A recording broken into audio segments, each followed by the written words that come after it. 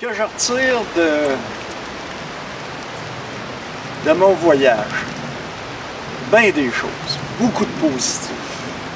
Vraiment, ça a été toute une expérience de traverser les Rocheuses en hiver.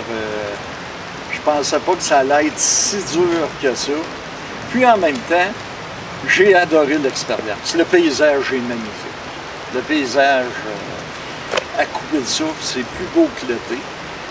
Beaucoup plus dangereux. J'ai pris la route 3. Je ne retournerai pas sur la route 3 en hiver parce que Kootenay-Pass est vraiment pénible à traverser. Puis même après Osoyoos, j'ai eu des passages très difficiles. Je suis rendu à Victoria. J'ai atteint mon but, puis c'est une fierté pour moi. Je ne sais pas comment vous dire comment j'ai grandi en dedans. J'avais probablement passé tous mes hivers ici. Curieusement, aujourd'hui, il fait 8 et c'est la température que je suis bien. Quand c'est trop chaud, je suis pas bien. Quand c'est trop froid, je suis vraiment pas bien. Donc, pour moi, c'est une température très confortable. Le point négatif, sans doute la pandémie. Ça m'a joué dans la tête, ça m'a fait prendre des risques. Ça a coupé mon sommeil, ça a coupé ma qualité de vie. Je suis devenu un peu comme paranoïaque que ça ferme. Un coup rendu ici, là, c'est facile à dire « Ah, ça ferme pas, tu t'en es fait pour rien ». Mais alors, placez-vous dans ma tête, j'étais certain que ça allait barrer en Ontario à cause qu'il y avait une éclosion, la nouvelle souche de virus. Ensuite de ça, j'étais certain que la Colombie-Britannique allait fermer pour se protéger. Puis à la fin du compte, ça s'est bien passé et il n'y a rien de fermé. Mais ça m'a joué dans la tête. À un tel point que c'est quelqu'un qui m'a averti pour les lumières de mon trailer que mes parking lights ne fonctionnaient pas. Puis sur le coup, j'étais même paranoïaque. Puis c'est pas la première fois, là, j'ai jamais eu de problème d'animosité par rapport au Québec. Mais à cause de la pandémie, je me disais, il a vu ma plaque du Québec, puis j'ai arrêté pour parler quand même avec. Puis il m'a dit, hey, tes parking lights ne fonctionnent pas sur ton trailer, tes breaks, tout fonctionne, mais tes parking lights ne fonctionnent pas. Il m'a aidé, le gars. Mais ma réaction à cause de la pandémie, je suis tombé sur une défensive qui n'est pas normale pour moi. Anyway, je respire tellement d'être ici, je respire le bonheur. Puis là, je veux pas être gourou. C'est loin de moi l'idée, d'envie d'être le gars qui donne des conseils ou dire « Faites ce que je fais, c'est le bonheur ». C'est de la merde, ce que je fais. En réalité, là, je me promène avec un Dodge Caravan et je couche dedans. C'est pas normal. Moi, j'aime ça. Mais je suis un gitan de nature, je suis un nomade, mais c'est pas fait pour tout le monde. À ça, on va parler un peu des chiffres. Là, j'ai pris des notes parce que j'avais peur d'en oublier. Puis, je vous reviens après pour le trailer. Mais on va partir avec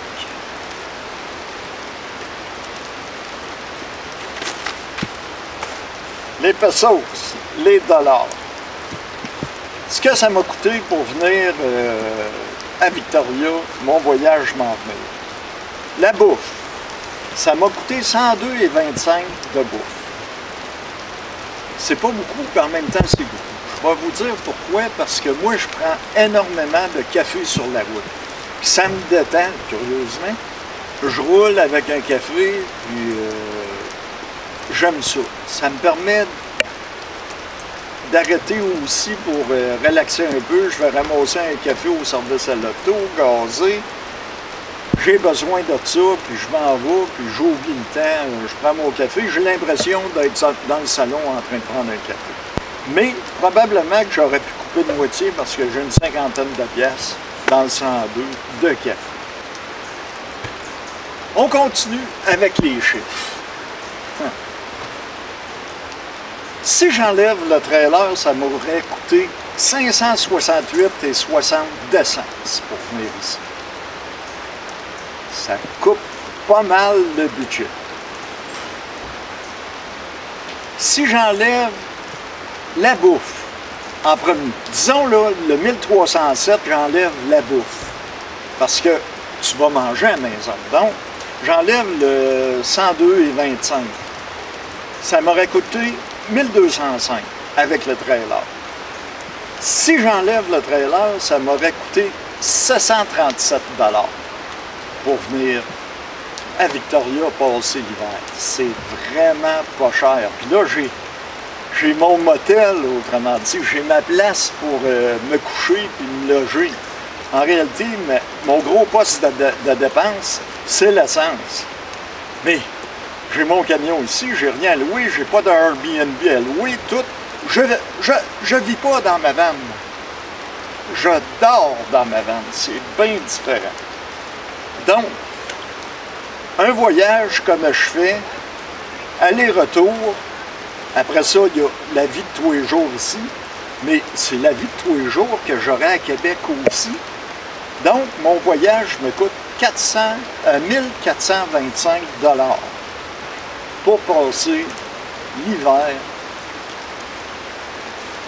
en Colombie-Britannique. C'est vraiment abordable.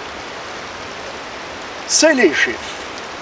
Autre chose, moi j'avais prévu, j'ai deux de mes garçons à déménager au mois de juillet et j'avais prévu après ça changer de trailer. Parce qu'un trailer, ça bouge tout le temps, puis c'est un peu comme les caravanes, ça craque de partout, puis ça dérinche, c'est normal. Donc, il commence à être usé, mon trailer, et il me donnait 1500 $ pour, et je m'en achetais un nouveau trailer, parce que c'est une dépense nécessaire pour moi. Je pense à le laisser ici pour faire les événements que je fais du côté ouest. Donc, j'aurai mon trailer côté ouest, et si je le laisse en storage, ça me coûte 600 $ par année, et ils reçoivent mes colis. Supposons que je fais shipper de quoi pour l'avoir ici pour mes événements et tout. Ils reçoivent ça chez U-Haul, puis ils ont une clé de mon trailer, puis ils mettent le stock dans mon trailer. Fait que j'ai une réception de mes choses directement chez U-Haul. Donc, je fais encore parce que promener mon trailer aller-retour, en plus du ferry, là, que je n'ai pas compté, juste l'essence, c'est 940 $. Le storage m'en coûte 600, je fais une économie de 340 $, puis ma dépense de trailer pour ce qu'il me donne. Et anyway, la journée que je veux vendre mon trailer, c'est pas compliqué, je le mets sur Craigslist et je le vends ici. Ou si je veux le rapatrier à Québec, que je n'ai pas de besoin ici, je fais juste sur Craigslist, l'offrir à quelqu'un, offre mon trailer pour déménagement, seulement me le ramener dans la région de Québec. Il y a quelqu'un qui va sauver un camion pour déménager qui va ramener mon trailer. Ça, c'est très facile à trouver. Donc, le trailer, c'est un autre apprentissage que j'ai eu parce que c'est stressant. Asti que c'est stressant de traverser en hiver avec... En été, là, c'est un pet. Le trailer, là, tu fais rien que gâter tes miroirs pour toujours avoir une vision périphérique. C'est pas pire que ça. Mais en hiver, je vais vous dire, c'est pas monter les côtes, c'est les descendre.